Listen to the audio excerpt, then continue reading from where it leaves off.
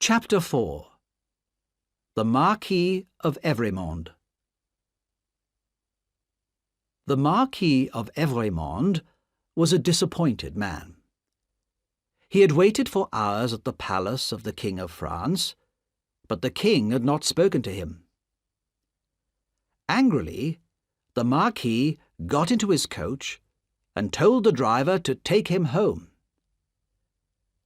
Very soon the coach was driving fast out of Paris, and the people in the narrow streets had to run to get out of the way, if they could.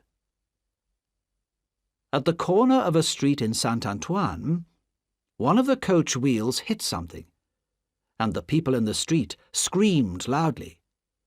The horses were frightened and stopped. "What has gone wrong?"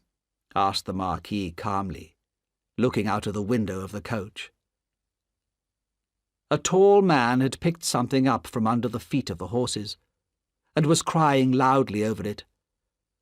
"Why is that man making that terrible noise?" asked the Marquis impatiently. "I'm sorry, Monsieur the Marquis. It is his child," said one of the people. "Dead! Killed!" screamed the man. The people in the street came close to the coach and looked at the Marquis with stony, silent faces. The Marquis looked back at them in bored dislike. To him, they were no more than animals. "I can't understand," he said coldly, "why you people cannot take care of yourselves and your children. I hope my horses are not hurt." And he threw a gold coin to his driver. "Give this to that man."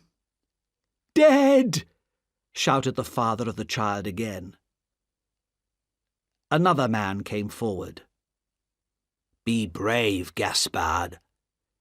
Your child has died quickly, and without pain.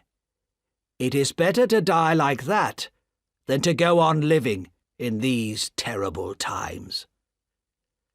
"You are a sensible man," said the Marquis from his coach.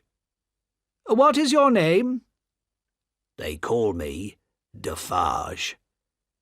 "This is for you," said the Marquis, and he threw Defarge another gold coin. "Drive on," he called to his driver. Just as the coach was leaving, a coin was thrown back in through the window. The Marquis looked angrily at the corner where Defarge had been standing. Defarge had gone. At the corner there now stood a large, dark-haired woman knitting. She stared long and hard at the face of the Marquis, but he did not look at her, and drove on. Later that day, as the sun was going down, the same coach stopped in a village near the Marquis's castle. Several villagers in poor, thin clothes, with thin, hungry faces, were standing in the village square. The Marquis looked at their faces, and then pointed to one of them. "Bring that man to me," he said to his driver. The man came up to the coach, hat in hand, and the other villagers moved closer to listen. "I passed you on the road just outside the village," said the Marquis. "You were looking at my coach in a very strange way. Why was that?" "Monsieur, I was looking at the man," came the reply. "What man?" asked the Marquis angrily. "The man who was holding on under your coach," said the poor man, trembling with fear. "What was he like?" "Oh, monsieur, he was white from head to foot, all covered with dust, just like a ghost." "Where is he now? What happened to him?" "Oh, he ran away down the hill, outside the village." The Marquis turned to speak to another man. This was Monsieur Gabelle, the Marquis's official in the village.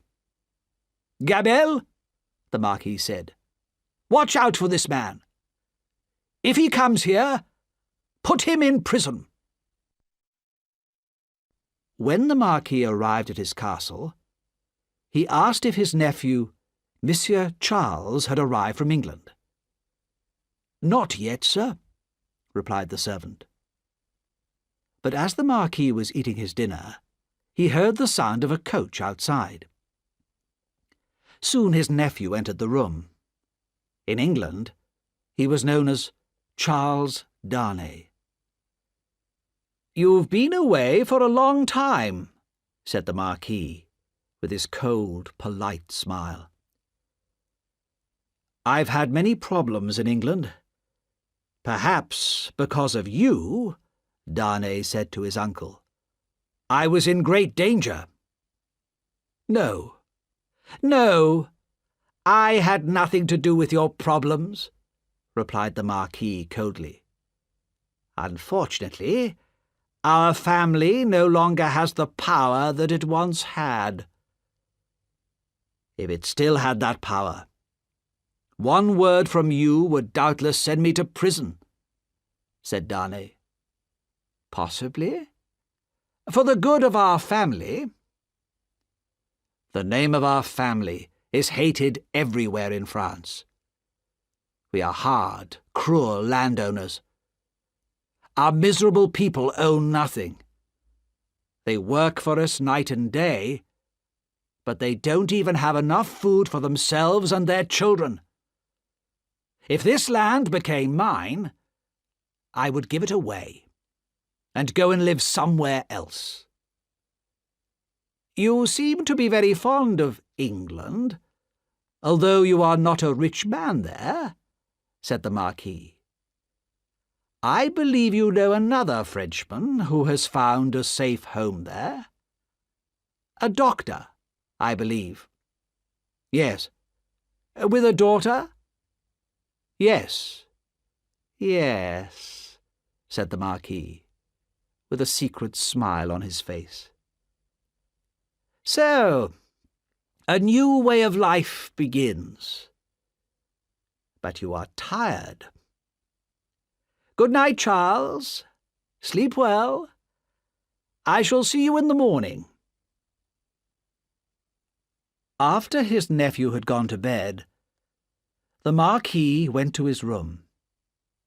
The castle was surrounded with darkness. In the villages nearby, the hungry people dreamt of a better life, with enough good food to eat, and time to rest from their work. Early in the morning, the dreamers awoke and started their day's hard work. The people in the castle did not get up until later, but when they did, why did the great bell start ringing? Why did people run out of the castle to the village as fast as they could? The answer lay in the bed of the Marquis. He lay there like stone, with a knife pushed into his heart. On his chest lay a piece of paper with the words, "Drive him fast to his grave. This is from Jacques."